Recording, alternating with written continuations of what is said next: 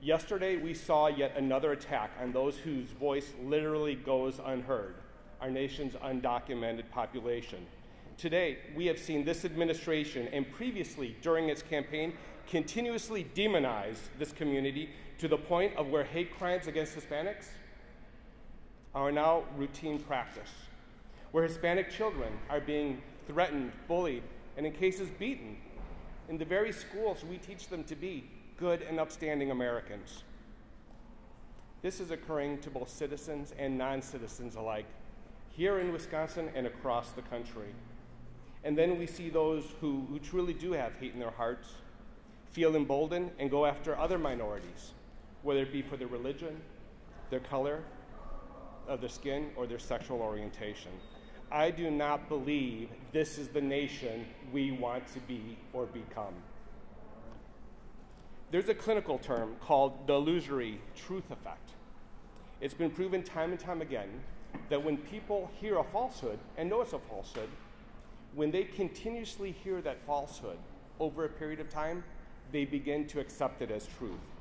Very sadly, that's what I'm afraid is beginning to happen right here in the country we all love. As such, I wanted to share the following non-alternative facts with you, because we believe policy should be based on the actual facts. First, the claim has been made that those against the administration are for open borders. I'll say this on behalf of all of us. That is categorically false. However, we do believe that, like most security and immigration experts, that an actual solution is required. A solution that not only secures our borders, but addresses the demand component that has led us to where we are today for our undocumented labor, and that brings everyone out of the shadows so we know who they are, so we can focus on those who we really should be focusing on, and allow those who contribute to our economy to continue doing so. To imply anything else is simply being disingenuous to the American people, and we deserve better. The claim has also been made that undocumented immigrants commit crime by coming here. Let me share a little secret that the folks in Congress don't want you to know. It is not a felony. It's not a crime to come here unauthorized. However, you want to know what they did built in, that is a crime, for undocumented immigrants to be here and not pay their taxes. That is a crime on the books. And if you read the actual statute, you will read that it says this tax payment requirement does not impact their legal work or immigration status. They knew what they were doing when they created this. And if anyone doesn't believe me, I'll issue this challenge. Call the Internal Revenue Service today and tell them that you want to know the procedure by which an undocumented immigrant should pay their taxes, and they will share that with you. Nothing underscores greater the hypocrisy of the words that we're hearing from many of our elected officials, unfortunately.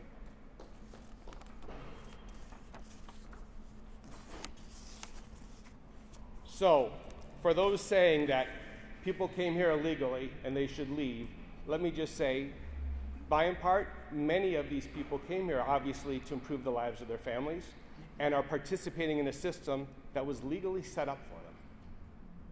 And as such, we should provide them a way to adjust their status. This leads me to the next claim, that the undocumented do not pay taxes. And here before you, and actually, we have a whole table of studies and documents here. And one thing you'll find at our press conferences, we'll actually let you look at those documents and take them home. You will find that annually, and this is a report from the chief actuary at the Social Security Administration, annually, undocumented immigrants pay over $12 billion into the Social Security Administration trust fund, although they're not eligible for any benefits. If you look at Medicare, you will find that over the last 10 years, undocumented immigrants have paid over $35 billion into the Medicare trust fund, extending its life by at least a year, yet they're not eligible for benefits. If you look further and talk about those with regards to state and local taxes, you will find Once again, billions are being paid in annually to state and local governments. It's estimated that in 2015, over $80 million was paid in just income tax and property tax here in the state of Wisconsin. So let's dismiss with that myth once and for all. And then there's the greatest mistruth of all. That Mexicans, that immigrants are murderers, rapists, and drug dealers. Let's be honest with one another right now. I think we need to be honest in addressing this issue. You could say that about any segment of society. But truth be told, once again, we have all the reports and studies right here for you to review. It is actually statistically safer to live in a community with immigrants than it is not to. The rate of crime amongst immigrants, of violent crimes and incarceration, is dramatically less than the native born. So if we're going to be talking, if we are going to have this debate, let's use actual facts, not alternative facts. Our nation deserves much more than what it's getting today. It deserves a solution, not some harsh window dressing that's going to destroy families and hurt our economy in the process.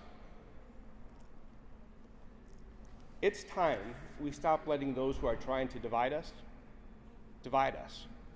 I think we can all agree upon there's much more that brings us together than what holds us apart. Amen. Everybody standing up here before you today understands the need to secure our borders. Everybody standing before you today understands that those who are convicted, who've had due process and are convicted of violent crimes or selling drugs or things of that nature, shouldn't be here. But no wall by itself is going to address this problem. No wall by itself is going to secure our economic future.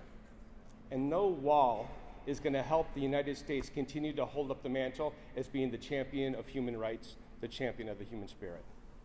So with that being said, God bless each and one of you. God bless the great state of Wisconsin, and may the Lord continue to bless the United States of America. Thank you.